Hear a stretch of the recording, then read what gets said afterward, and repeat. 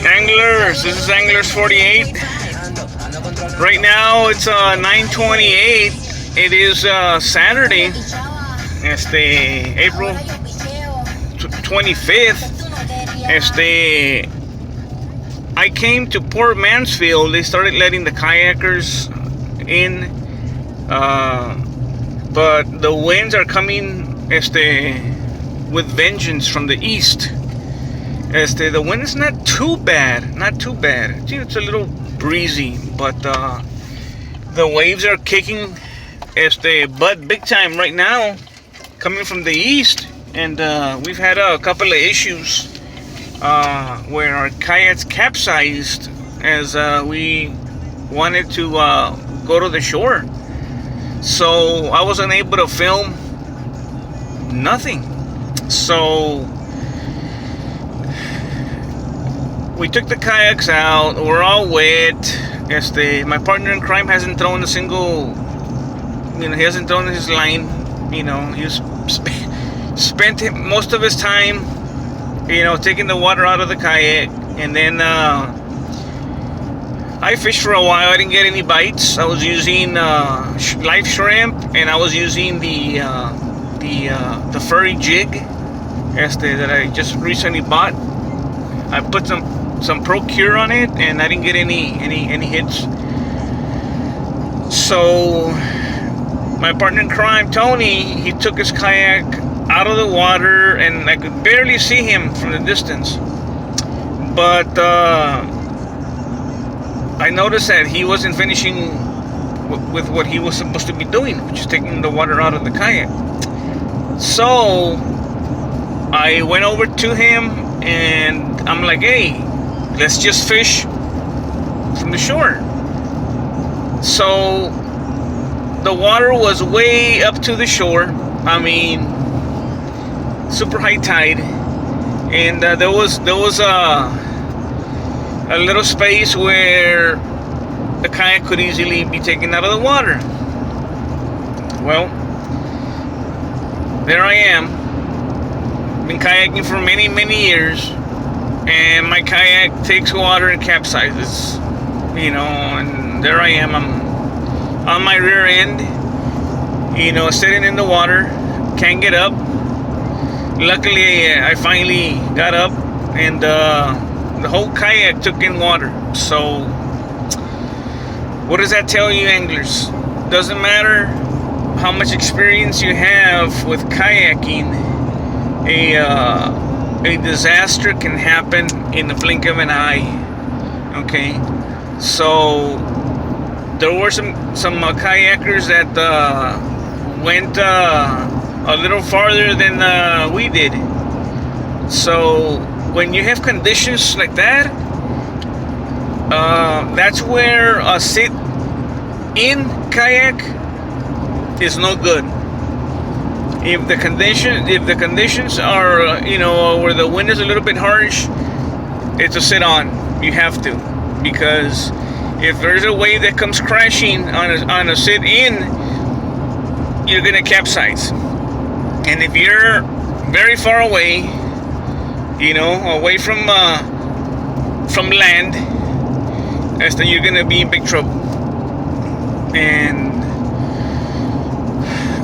I, like my partner in crime, Tony, we just take so much gear that our legs can easily get tangled up, and that's it. We're goners. Even though we're wearing life vests, the anchor line, the cable to the battery from the trolling motor, so we could get pinned down under the water, and that's it. So sorry I wasn't able to film anything. Just right now I'm gonna go to this place. We're gonna go to this place. It's called Willimar. There's like little inlets that go in from they're coming from the lagoon over here in Port Mansfield, and it's kind of like streams that connect saltwater and freshwater. Okay, So through those little, I guess streams, if you will, they're like little branches that end up going into the lagoon over here in Port Mansfield. All those, the red migrates, the trout migrates, fish migrate, and that's the closest spot that I know of where we can get some red, some trout, flounder, gar. There's no way I'm gonna go for gar, because with the tackle that I have, I can't. So those are the targeted species. If you've made it this far, keep on hanging on. We're gonna be right back with more fishing at Willamar. Let's see before I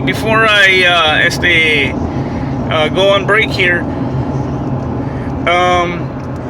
We're either gonna go to Willamar, which is a big canal, okay, or if the conditions are not good, where we can't get down because it's very steep.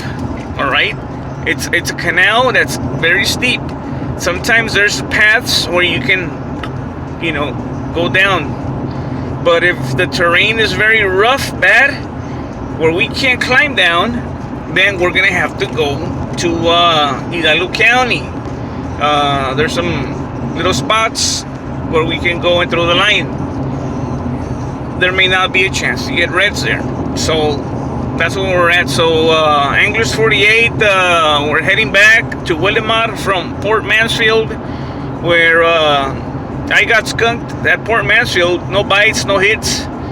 So, and as we were getting ready to come back, this guy helped me with my batteries, and I was watching the shore, and there was all kinds of birds hovering over something in the water. So there is game fish. There is game fish. Are you in that general area where the game fish is? That's the question. Because whenever you see birds and they're hovering and they're eating and they're pecking the water, and you can see them. You can see it's not just one or two birds. It's a flock of birds. That's where the game fish encase the bait. Okay. They make a circle, and inside that circle, they have the shrimp, the little baits, the little minnows and stuff like that. So, with that being said, when we come back, we'll be at Willamar, Anglers 48.